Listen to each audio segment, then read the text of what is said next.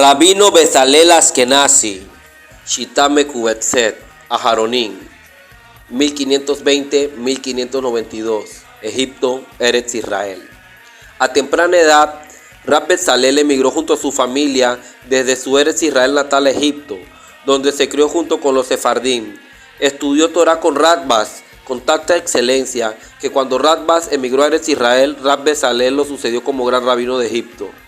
Rab Bezalel, además de ser un reconocido líder alajista, con su colección de Teshuot Responsa, publicó durante su vida, también estuvo involucrado en los asuntos comunitarios de los judíos de Egipto.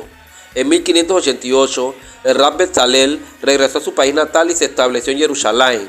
Allí también dirigió los asuntos públicos de ambas comunidades, Sefardín y Ashkenazim.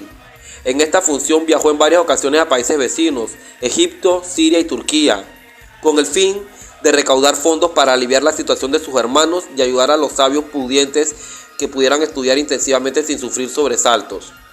La fama de Rab Bezalel radica en su obra monumental, Shitame Kubetset o Sasifat Hekenim, que es una recopilación de los Hidushim novelae de muchos de los grandes Rishonim sobre el Talmud. Varios de los manuscritos originales de estos comentarios se han perdido y se sabe de ellos solo a través de la obra de Rab Bezalel. La glosa de Rab Bezalel en los márgenes del Talmud de la mayoría de los Seder Kodashim han sido publicadas en la edición de Vilna e incluyen material impreso en su obra Mishbeach Kapará. Estas glosas son muy importantes para el estudio de estos tratados, que no habían sido elucidados por los comentaristas anteriores, por lo que Rab Bezalel debió enmendar el texto del Talmud, Rashi y Tosafot, comparando su versión con manuscritos anteriores. Entre sus discípulos están el Rab Yitzhak Luria, el Ari Hakadosh y Rab Shlomo Adeni, autor del comentario sobre la Mishnah Mehelet Shlomo.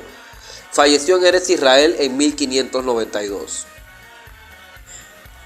siendo hasta ese momento el líder de los judíos en Eretz Israel.